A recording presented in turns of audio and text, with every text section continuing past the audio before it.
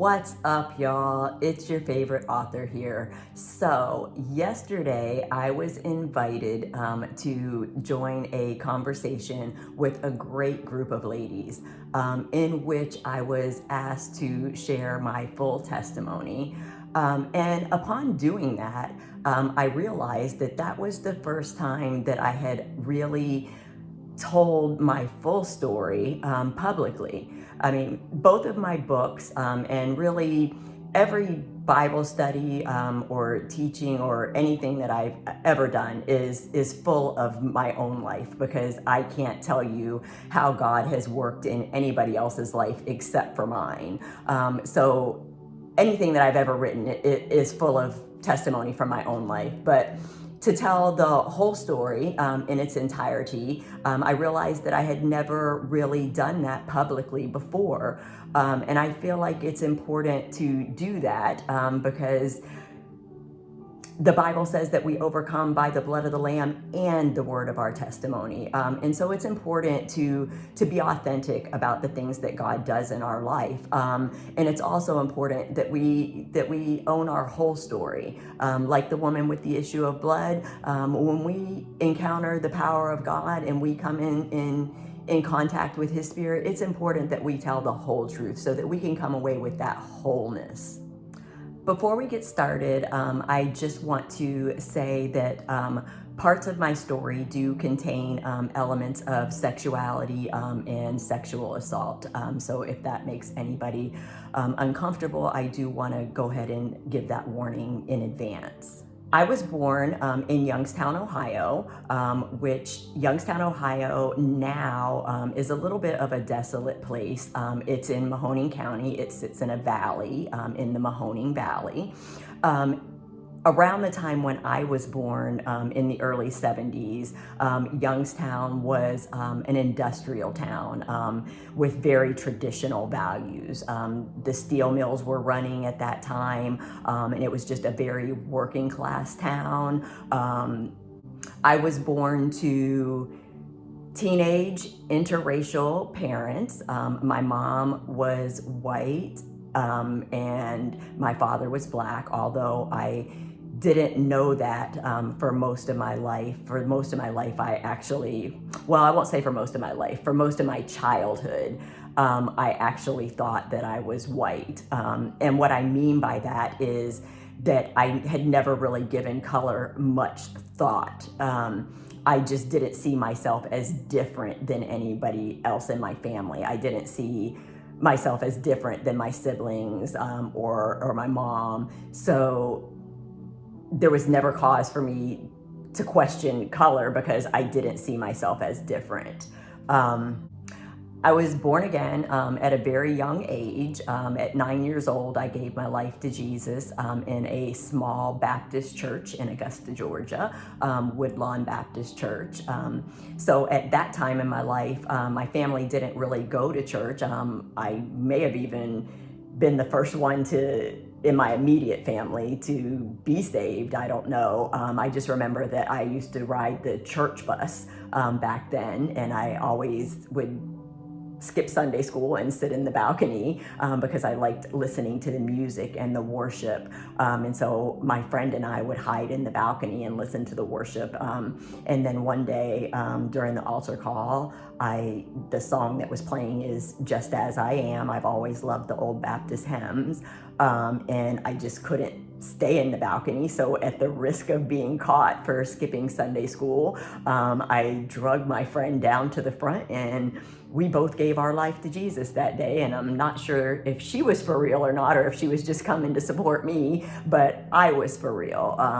And even at that point in my life, I think I was a little bit of an evangelist because I soon had all my cousins were going to Awana and coming to Sunday school on the church bus with me. And so that was kind of a fun part of my life. I think when I first realized that I was different from the family that I was being raised in, I was about 11 or 12 years old. I was in the 5th grade. And again, at this point in my life, we had moved back to Augusta, Georgia. Only this time I was a little bit older, so I was going to a school that was downtown. And prior to that, I had gone to predominantly white schools. And this time I was a little bit older, and I went to a school that was downtown that was more racially mixed. And in fact, it may have even been predominantly Black. But this particular day, we were on the playground, and I had gotten into a little scuffle with a boy on the playground, and he called me the N-word. And at that point, like I said, I hadn't given much thought to color or ethnicity, so I knew that it was a bad word. I knew that it wasn't nice. I knew that it was bad, but I didn't know how bad or what it really meant. He could have called me boogerhead and it would have had the same effect on me, per se. But my teacher, Miss Daniels, she heard it and she was offended for me. And so she gathered up the whole class, and we cut our recess short, and we went back upstairs. And so for the whole second half of the day, because our recess was right after lunch, for the whole second half of the day, she made the boy look up the definition of the N-word. I still can't even say it now, but anyway, she made him look up the definition of it, and write it on the chalkboards all the way around the classroom. And at this time, it was actual chalkboards, so this kind of took a long time.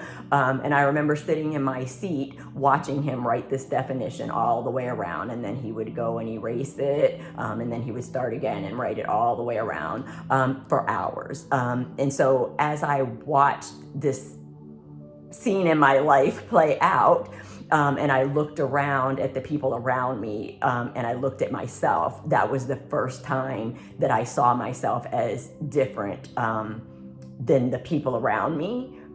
But then I thought of the people around me outside of that classroom, and I still saw myself as different for the first time.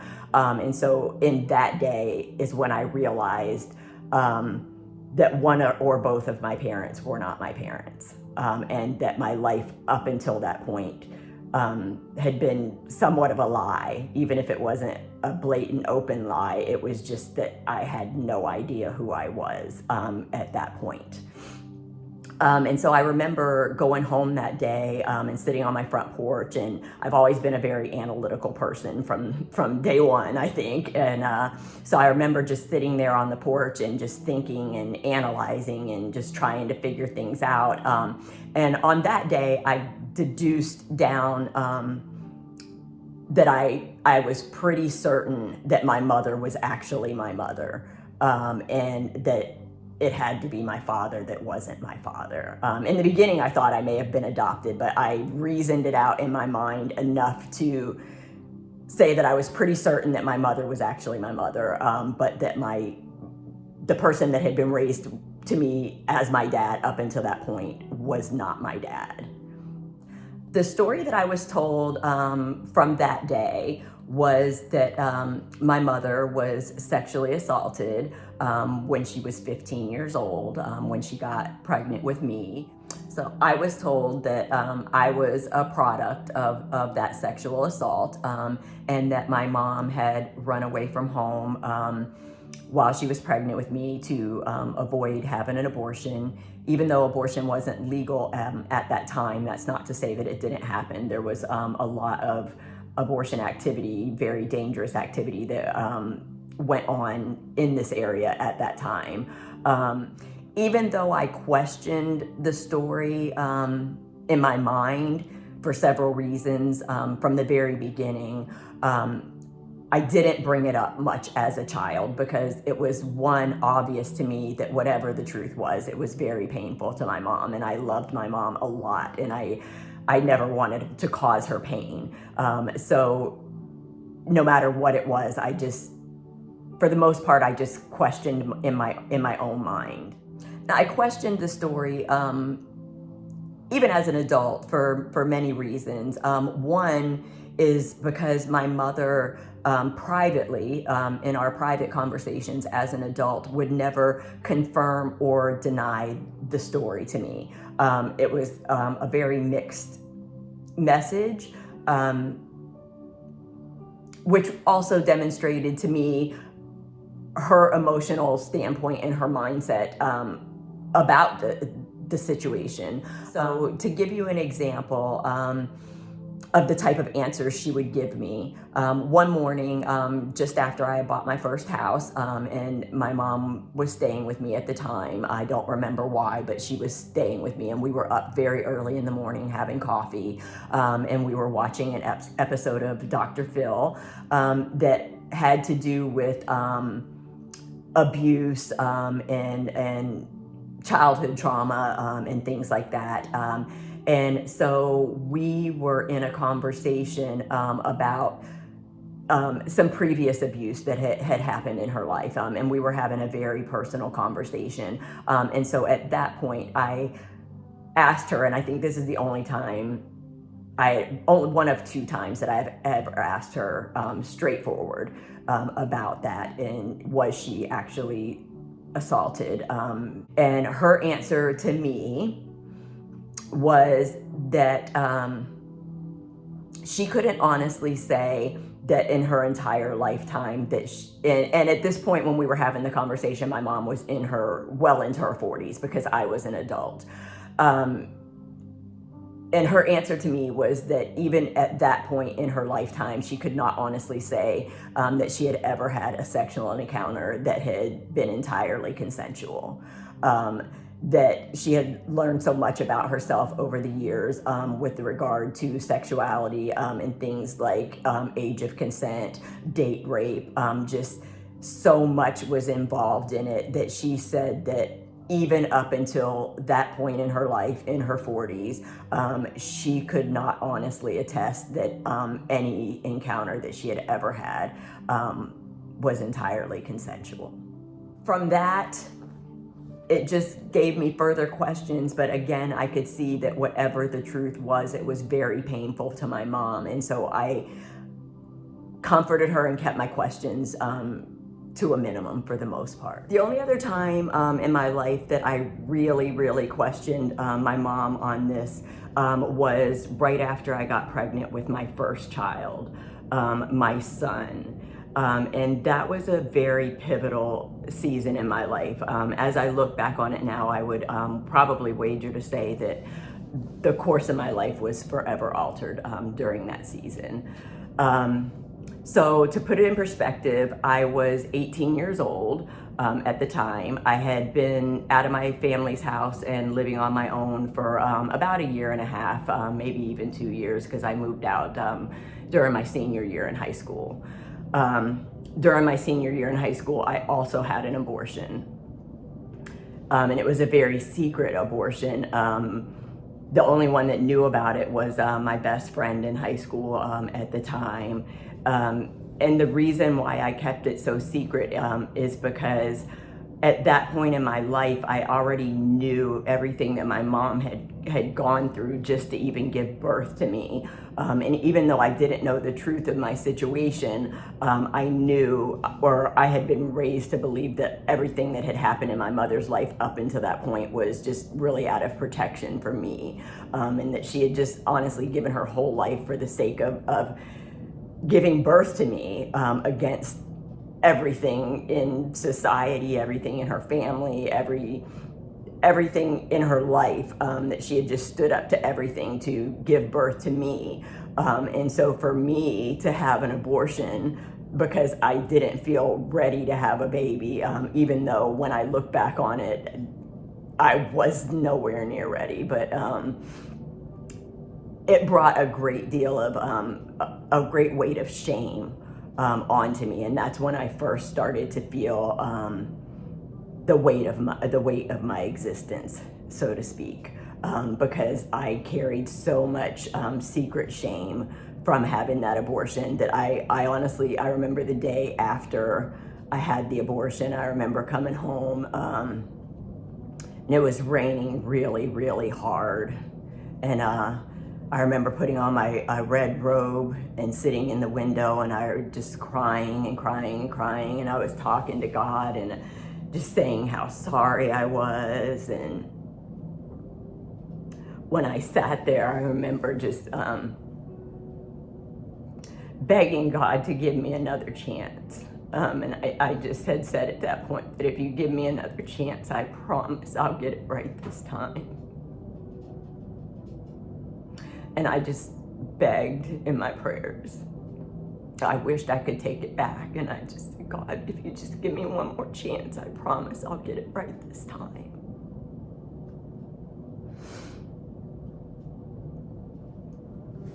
So when I found out that I was pregnant with my son about a year later, when I was 18 years old, part of me looked at that as an answer to my prayer, like that was God giving me a second chance to get it right. And so that became my mission in life at that point, was to get it right. He, in a sense, just became my promise. That child just became my promise from God, and it was my mission in life to get it right from that point on. And so in that season, I was also faced with the decision of whether or not to stay in my family's home or go back to Ohio, because circumstances, like I said, I had been living on my own for about a year and a half, but I had been living on my own up north, up between Ohio and New Jersey, and my family had been living in Georgia, and so my circumstances had landed me back in that home, but I was faced with the decision of whether or not I was going to go back to my life in Ohio, or whether I was going to stay there. And that was when I questioned my mom for real, because I knew at that point that I had been born in Ohio. I knew that my father was in Ohio. And so I had full intention of going back, and so I guess I wanted to go back with all of the knowledge about my past, and so that's the only other time that I questioned my mom, and she adamantly refused to tell me, and that's when I started to get the sense. At that point, I almost felt like the sexual assault story was true, where up until that point I had always had some reserve about it, but her response to me in that season was very secretive. They adamantly refused to even tell me the identity of my father, and it was clear that it was a dangerous situation.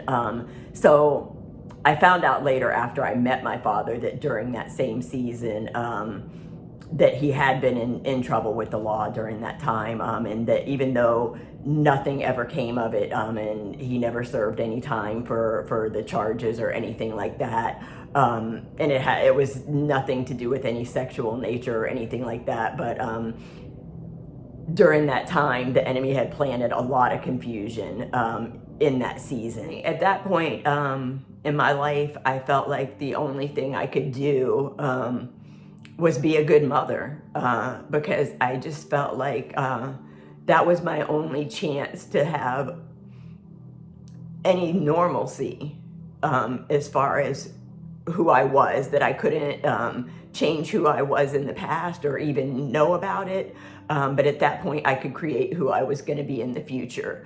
And so at that point, I threw everything that I had into being a good mother. I would venture to say that at some point in my life, my son almost became an idol to me, because it was so important to me to get it right, just like I had promised God, because I felt like I had given up everything in my past to just create this new person, and that I was going to get it right. I got married to his father, and I was just going to be the perfect wife, the perfect mother. I was, going to get it right this time at all costs. When I really began to question the story was after the birth of my second child. This was a very a time in my life when I was really seeking God. I had a very young child, and my mom was ill, and so this was a time in my life when I was really seeking God during this season. And what I began to realize during this season in my life was that nobody knew my birth story. And I began to realize that because as I told the stories of my own children, and my siblings told me the stories of their children, as we swapped stories, saying, who was there and how much the baby weighed and how many hours we were in labor and how we shared our stories, because when I was pregnant with my daughter, all of my siblings had babies at the same time. Both of my sisters were pregnant, and my brother's wife was pregnant at the same time as me.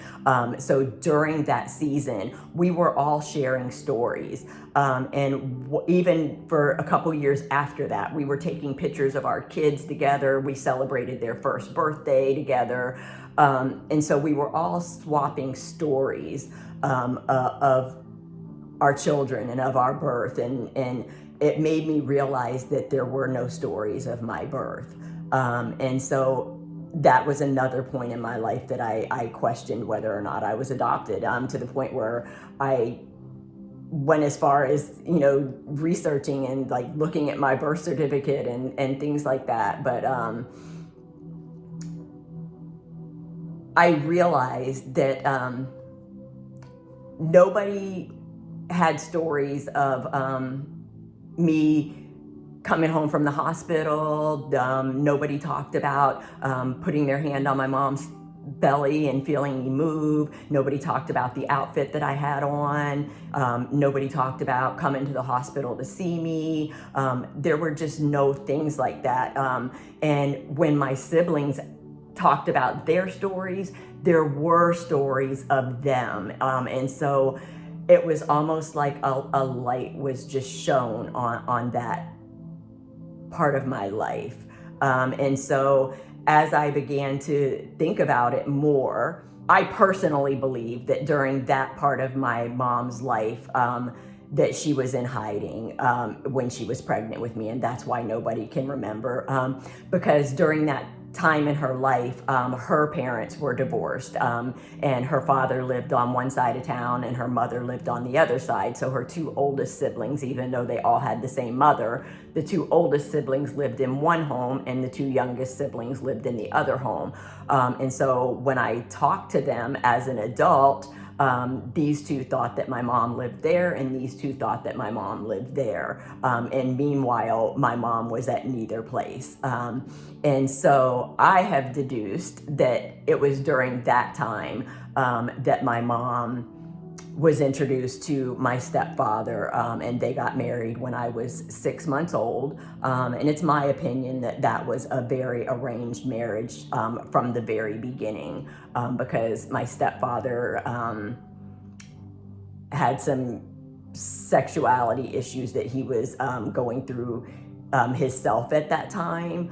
And so regardless of how we all feel about homosexuality now, it was just something that was not accepted at that time in small traditional Youngstown, Ohio, just as much as having a biracial child when you were 16 years old was not acceptable.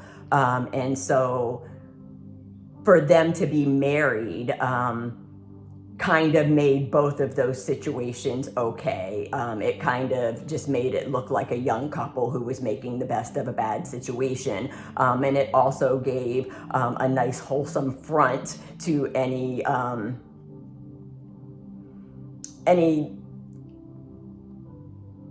fornication or issues with sexuality that might be going on in secret. So I don't know. It's my opinion that that was a very arranged marriage from the very beginning. But nevertheless, in my entire lifetime, it was always very clear that my stepfather was very in control of the money, as well as a lot of other things in our life. In fact, from that day when I first asked about my father, I was kind of conditioned to feel that for me to ask questions was disrespectful to him, that he had done so much for me and raised me as his own child. And even when I pressed forward and went on to the DNA test, that was the attitude that I had gotten, that it was that for me to even want to know about my father was both disrespectful to my stepfather and a smear to my mother's memory. I think that where things bridged over and began to form into a stronghold for me was when my family got involved in the church. So I began to see two very different things. So the web of manipulation just got so deep at that point because where my mom had really given her life to Jesus and really was believing for her marriage and for restoration and for change, my stepfather used it for further manipulation. And so to the point of even being ordained as a minister. And so a lot of scripture was just used very, very out of context in my life. And so as I navigated through this family, and this is when I started studying scripture and things for myself and started unraveling some of these snapshots of my life in the past.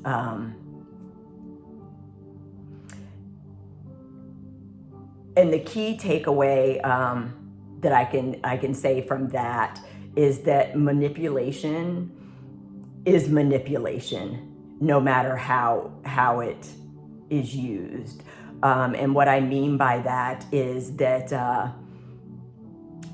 one person can use manipulative tools for the purpose of evil, and another person can use manipulative tools for the purpose of surviving that evil, but it's still manipulation at the end of the day. And where I came to realize that is that when I raised my children, into adulthood, and they had started coming into tense situations, it's natural for our children to come to us for advice. But I found myself in a place where everybody around me looked to me for the answers. And I realized that I had woven myself into a place where I was the end of the answers for everybody. And instead of looking to God for answers, they were looking to me, because they had seen the track record of success of me weaving through so many horribly bad situations and God bringing me through all of that. But instead of me pointing it to God, it was being pointed to me. And so that's where I say we have to be very, very careful. Sometimes we're weaving through situations just for our own survival, but it's very easy for that power of discernment, because God does give us wisdom, discernment, and strategy to navigate through our lives. But as He endows us with that discernment, we have to be very careful how we use that discernment, because it's very easy for that discernment to cross the line into the same manipulation that we're trying to overcome. I also found myself in some very, very toxic relationships. I found myself following the same path as far as relationships are concerned. I found myself following the same path that my mom had followed and that her mom before her had followed, as far as, being in very toxically manipulative relationships.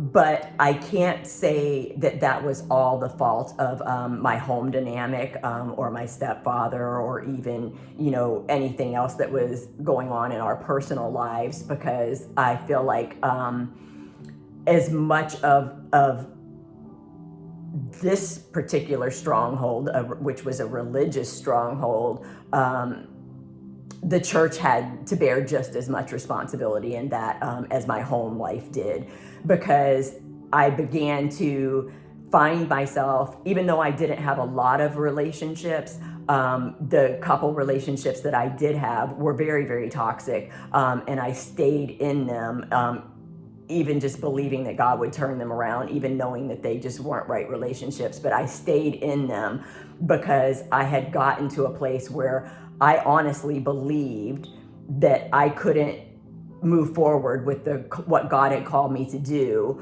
unless my life fit a certain box and a certain picture of what it needed to look like.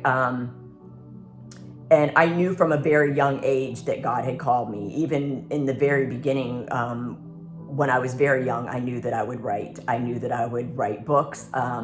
At one point, I even thought that I would be a preacher, which I don't know what God has for me in the future, but I knew that I had a call of God on my life at a very young age. And so at this point in my life in adulthood, and especially after my mom passed away in 2009, and I was really trying to navigate this, I had found myself in a place where I had such a fear of intimacy that I honestly couldn't see myself in a healthy relationship ever again. But I had stayed in those toxic relationships because I believed that in order for me to move forward with what God had called me to do, that I needed to be married, have 2.5 children, and sing in the choir. And anything less than that the church would not accept me, because in the church at that time, if a woman was in her 30s and had 2 children from 2 different fathers, even if the first one was dead, you were still looked at in a certain way. You were looked at as being spiritually immature, or damaged, or, if God hadn't chosen you for marriage, then he probably hadn't chosen you for ministry either, was kind of the general idea of it. And so that is another thing that caused me to stay in very toxic relationships, because I felt like I just had to compartmentalize it in the same way that my mom did. I just had to put this away for a minute and focus on God, and then I could come back over here to this. They weren't one of the same for me. And so around my 50th birthday, my daughter was turning 18 and I was turning 50. But in the year or so approaching that, I came to a very nostalgic point in my life where we start thinking about the legacy that we're leaving for our children, and the things that they're going to do. And my daughter had also started dating, and she was also at an age where, aside from me, she didn't have to go to church anymore. She could choose to walk away. And a lot of things in her life would have justified that, to be honest. And so I began thinking about all of these things.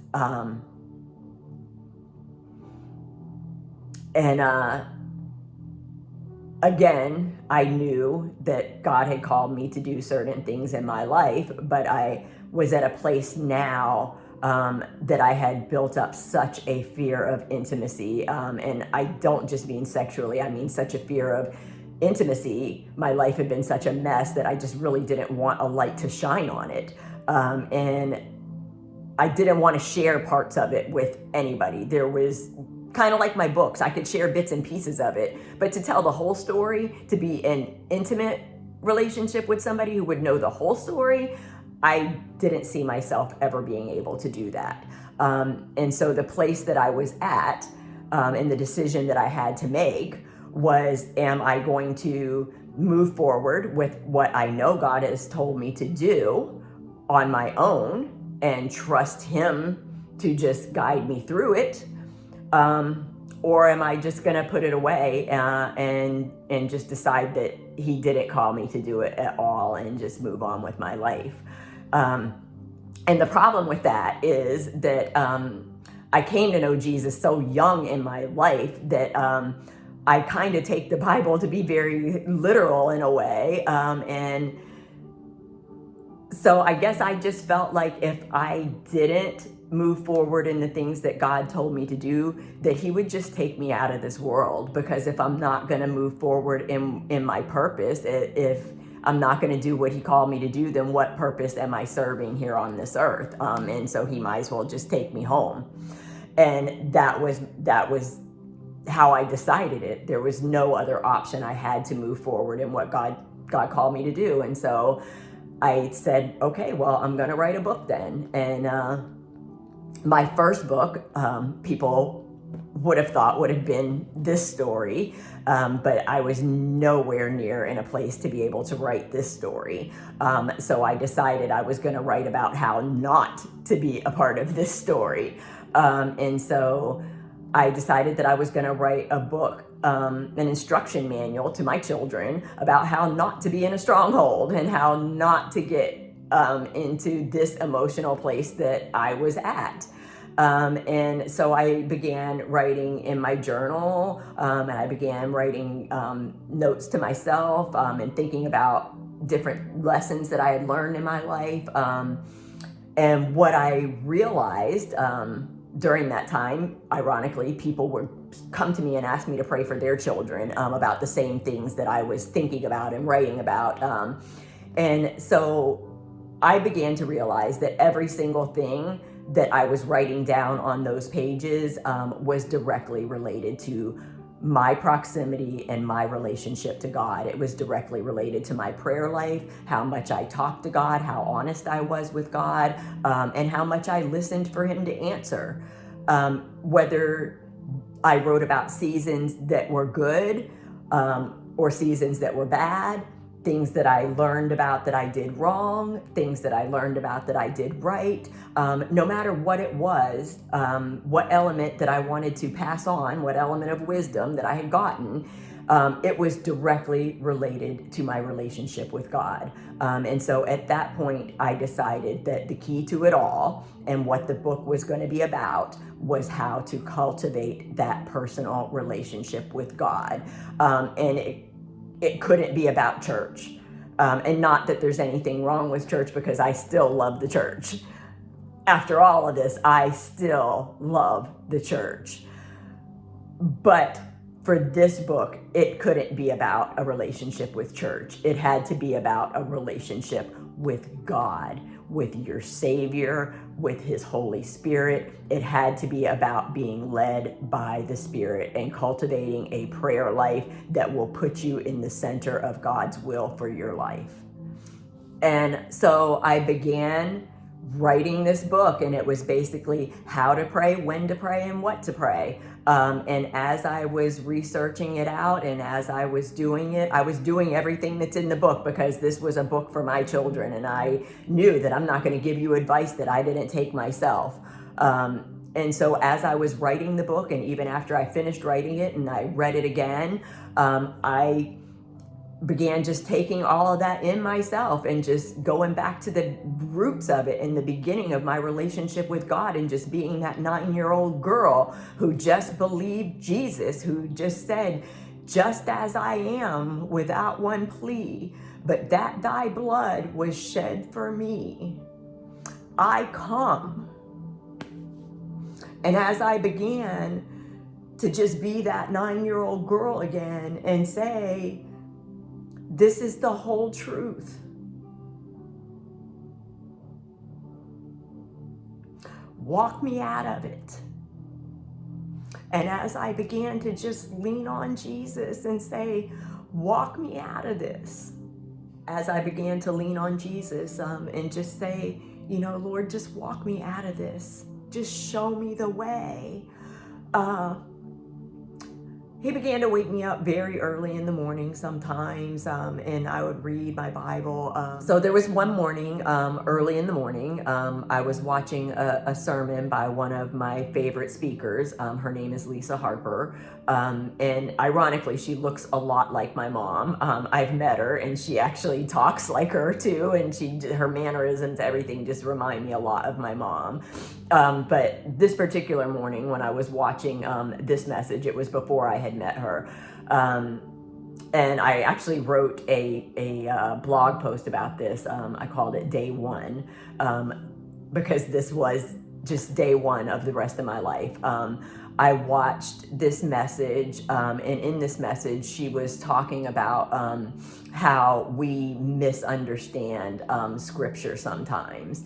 And so she had taken some very difficult scripture verses and put them in the framework of the culture of the time, to give us a very different picture of what was really going on. And so the verse that she used was a verse that said that if a woman, if a virgin were sexually assaulted, that the person who assaulted her could give her father 50 shekels of silver, and then he would marry her, and that he would remain married to her for the rest of her life, and never divorce her. And so on the surface, that is as horrible as it sounds, yes. But if you look at what culture was at the time, you will see that it was commonplace for women to be assaulted at that time, and especially a virgin. But there was no protection for them. So if a woman was assaulted and she was a virgin, she now was not eligible to be married, which meant that she was most likely going to be poor, destitute, for the rest of her life, that she would have no sons to care for her in her old age. She would have no husband.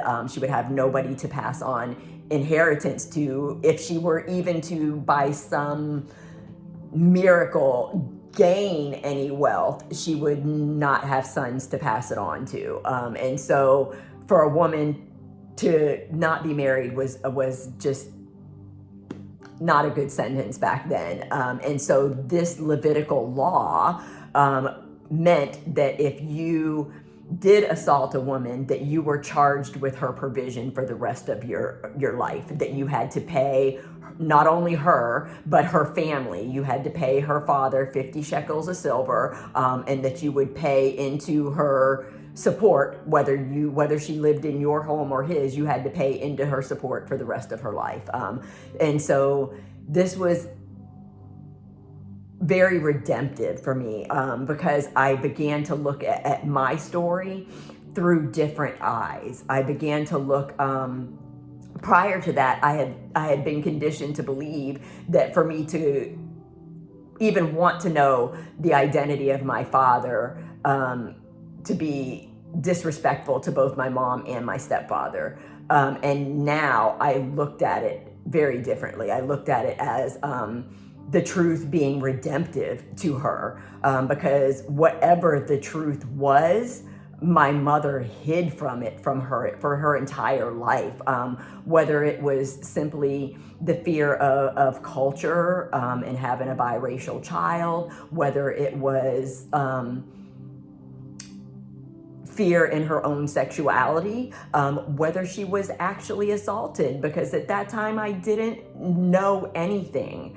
And I began to look at it as the truth being redemptive to her, and not a smear on her name, that I'm setting her free from whatever lies had held her captive. And in turn, I'm setting my own self free and my daughter free. And so on that day, I decided to order a DNA test and find out who my father was once and for all. And at that point, I didn't even know his name. The root of every stronghold is a lie. And the antidote to a lie is the truth.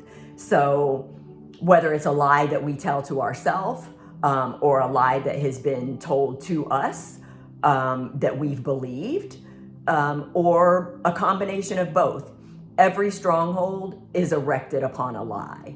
And so we combat that lie with the truth. So for me, I decided that the DNA search had to be very public, and that I just wasn't going to entertain secret information, that if you couldn't tell it to everybody, then I didn't even want to know it. And so through the search, I began to really see God in my life. And when I actually talked to my father on the phone for the first time is when I really began to see the intentionality of God's hand in my life, and in his. And I think it's mostly because I saw it in his life, because at that point in the search, I think I was more looking for information. I was looking for the truth. It wasn't an emotional search for me at that point. But the way Ancestry works, they don't just give you a name. They don't just say, Wayne Thigpen is your father. It doesn't work that way. They give you close relatives that you can call and research it out. And so I began calling I found out later were my cousins, but they said that they were close relatives, and they just give you the percent of DNA that you share. And so I called one of my cousins that day, and we were just kind of going back and forth because at that time I still didn't know a name, and we were going back and forth, and she was naming people, and we came to the one name that we both that I thought was familiar. And so she said, well, we're just going to call him up and find out. And she put me on hold. And then the next thing I knew, we were all three on the phone. And she said, do you have another daughter somewhere? And he said, yes, that can only be Anna Marie. And the level of emotion that came through that phone, I don't think I was prepared for on that day. My father couldn't hardly even breathe talking to me. That this had just been a weight on him for so many years, and even a silent weight, because I feel that for different reasons, it was something that wasn't talked about in his family either. And just like it was a painful thing for my mom, and that's why we didn't talk about it, or I didn't talk about it. It was most likely a painful thing for him too. And so it was something that was just between him and God for a long time. And I realized that after I got off the phone, because once I got off the phone, I looked him up because now I had a name. This was the first time that I knew the name of my father, that my dad's name was Wayne Thigpen, and this was the first time that I knew that in my entire life, at 52 years old. So I got off the phone and naturally looked up his Facebook profile and started looking at his pictures and videos, and I found one video that had been recorded exactly 7 days prior to our conversation on the phone. And so the video was recorded on the night that he had celebrated his 16th anniversary of sobriety. And he had, I think, come from a celebration that was had for him, and he was sitting in the car, and he recorded the video saying how thankful that he was for his sobriety, and that he just still had one area of his life that he had a lot of anger in. And to put it in his words, he said that how he stays sober is that he keeps God in one hand and 12 steps in the other hand, and that doesn't leave him a hand to pick up anything else, any drugs or alcohol or anything like that. But in the video, he just expressed that there was just one area of his life, and that if anything did have the power, to make him relapse, which it doesn't, because nothing has the power over the blood of Jesus. But if anything did, that it would be that one thing. And although he didn't say it in the video, I felt in my spirit that I was that one thing, that it was just the grief over that instance that he had carried for his whole life. And I just saw God's intentionality in answering that prayer exactly 7 days later. Because if you know anything about biblical numerology, 7 is the number of completion and 8 is the number of new beginnings. And so 7 years, 7 days prior to that, he had prayed to close this season. And it was on a day that he had celebrated 16 years of sobriety. So 2 8s is 16. That's kind of cheesy, I know, but that's how I look at it. I've since met a lot of my family. I've since, talked to a lot of my family, and put a lot of the pieces together. They know a lot about me. I didn't leave Ohio, apparently, until I was about 2 years old. And so a lot of my family does have memories of me, and even some of them of me coming to Christmas dinner, and right down to the dress that I was wearing. But one thing that I can say, this has been very redemptive for everybody involved. I definitely see the hand of God in this, because even my father can recognize the climate of the time, and say that he has no ill feelings against my mom, never has, because she did what she needed to do. And had she stayed here, none of us might have survived, because it was just a very different climate at that time. So that's where I came from, and that's what God has walked me through in my life. But let's talk a little bit about where I am now, and where He has brought me to.